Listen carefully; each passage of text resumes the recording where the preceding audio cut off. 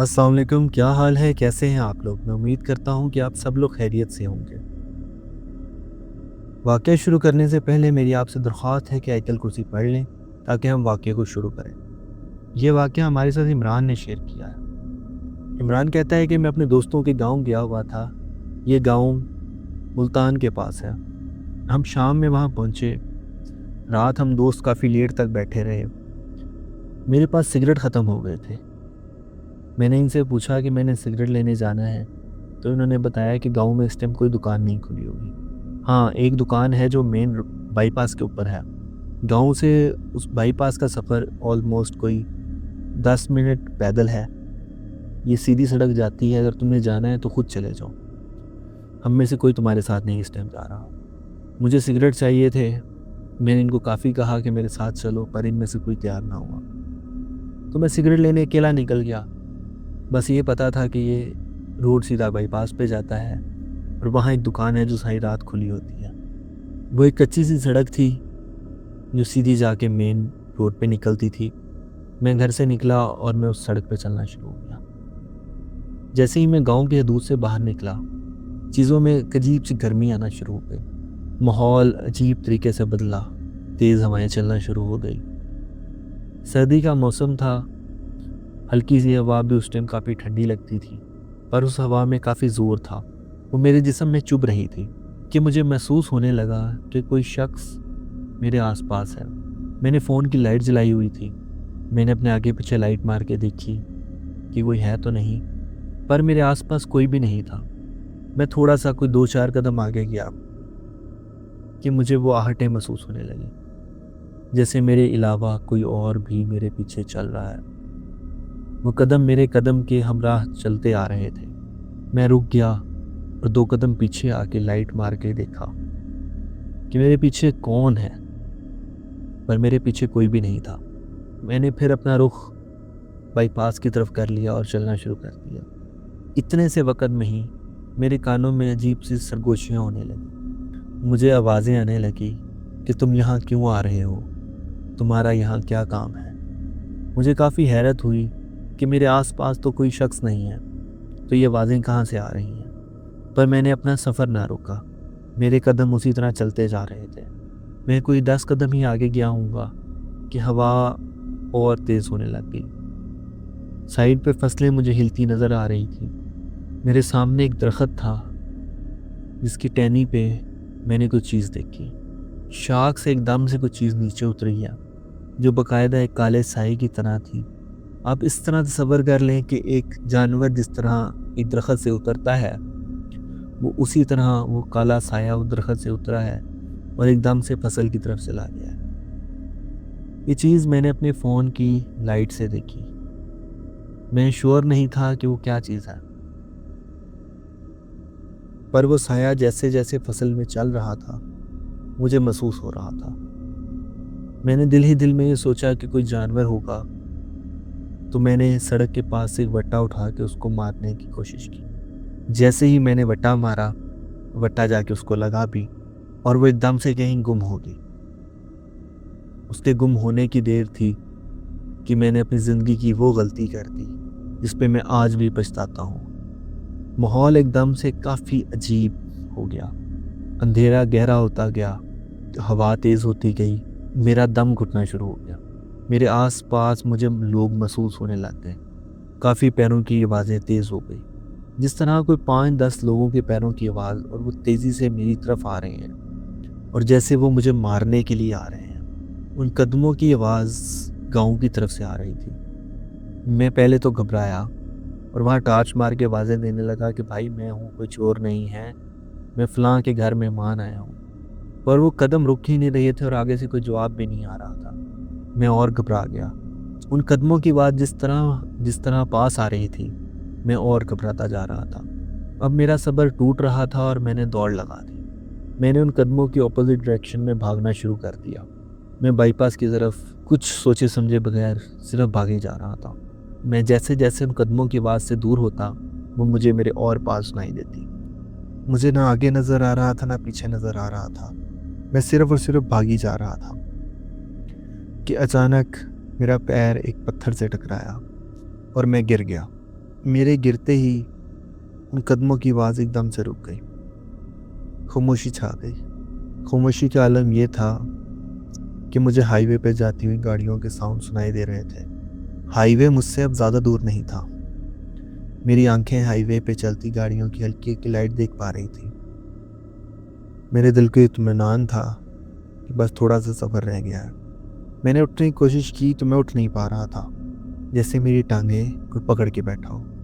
مجھے کوئی نظر تو نہیں آ رہا تھا، اندھیرے کے علاوہ وہاں کچھ اور تھا بھی نہیں۔ میرا فون تھوڑا سا دور گر گیا۔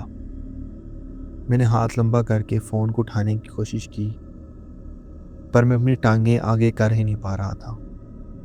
گھٹنوں کے پاس سے کسی نے میری ٹانگوں کو پکڑ رکھا تھا۔ میں نے فون کو سیدھا کیا تو فون کی لائٹ کا رخ آسمان کی طرف ہوا۔ اب اس ہلکی ہلکی روشنی میں مجھے چیزیں نظر آنا شروع ہو گئی۔ میں محسوس کر پا رہا تھا کہ ایک سایہ میرے ارد گرد گھوم رہا ہے۔ اس کا رینگنا، اس کا میرے آگے پیچھے گھومنا میں محسوس کر پا رہا تھا۔ کبھی میرے آگے آگے سونگے، تیز تیز سانس لے، کبھی میرے بالکل سر کے پاس آگے سونگے۔ میں وہاں صرف بے چین لیٹا ہوا تھا۔ حالت یہ تھی کہ میرے ہاتھ پیر کانپ رہے تھے، سانس اتنا اکھڑ کے آ رہا تھا کہ جیسے یہی آخری ہو۔ میں نے اللہ سے مدد مانگنا شروع کر دی۔ ایک دو لمحے ہی گزرے کہ وہاں سایوں کی تعداد اور بڑھ گئی۔ میری ٹارچ میں مجھے وہ سائے گھومتے نظر آ رہے تھے۔ مجھے ہلکی سے ایک آواز آئی، تم نے ہمت کیسے کی؟ میری آنکھیں بند تھی اور میں صرف اپنے رب کو یاد کر رہا تھا۔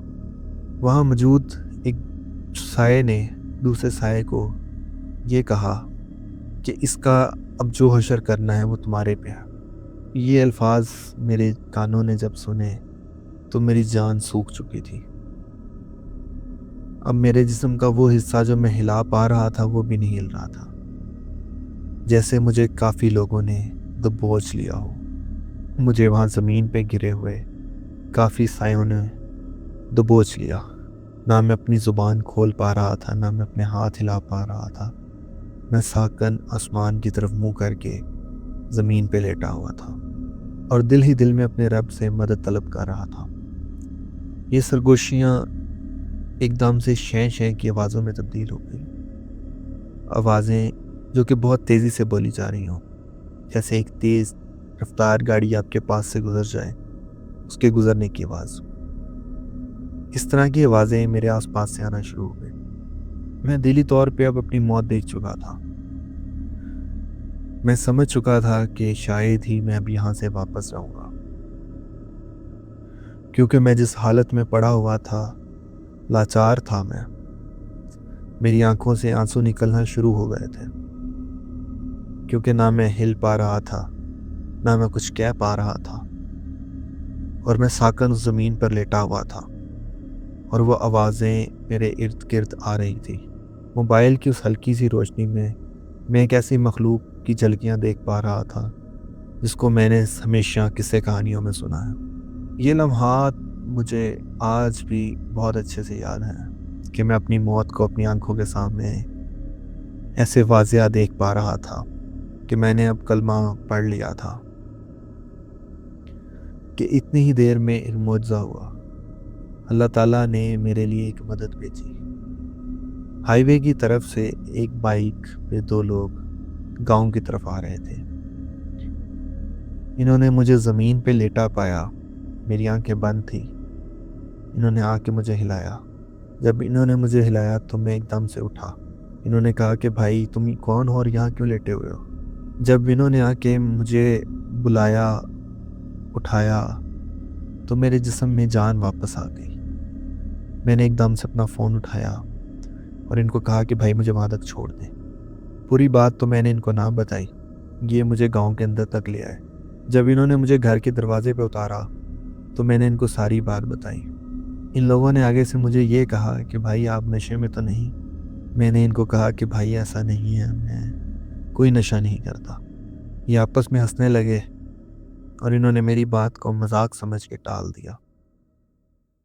ان کو میری حالت دیکھ کر یہ لگ رہا تھا کہ میں نے کوئی نشہ کیا ہوا ہے، پر وہ میری حالت خوف سے ایسی ہوئی تھی کہ میں بالکل گھبرایا ہوا اپنے الفاظ تک نہ صحیح طریقے سے کسی کو سمجھا پا رہا تھا۔ میں نے اندر آ کے اپنے دوستوں کو سارا واقعہ بتایا، یقین تو ان کو بھی نہ آیا، پر انہوں نے کہا کہ ہم نے منع کیا تھا نا کہ نہ جاؤ، تمہیں ہی شوق تھا، اب بیٹھ جائیں آرام سے۔ میں نے اپنے کپڑے جھاڑے۔ وہ کوئی 10 منٹ میری زندگی کے ایک ایسے 10 منٹ ہیں جو میں کبھی بھی نہیں بھلا پایا۔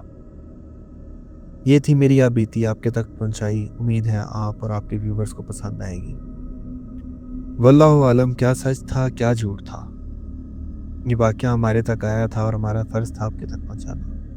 یہ واقعہ سننے کے بعد میں صرف آپ کو اتنا سا کہوں گا کہ اس طرح کی مخلوقات ہوتی ہیں، کبھی بھی اس طرح کی چیزوں کو مت چھیڑیے گا۔ اگر آپ کو یہ سٹوری پسند آئی ہے تو براہ مہربانی میرے چینل کو لائک کریں، سبسکرائب کریں اور اس کو لوگوں کے ساتھ شیئر کریں، اور کمنٹ میں اپنی رائے ضرور شیئر کیجیے گا۔ ملتے ہیں ایک نئی ویڈیو کے ساتھ، تب تک کے لیے اجازت دیجیے۔ اللہ حافظ۔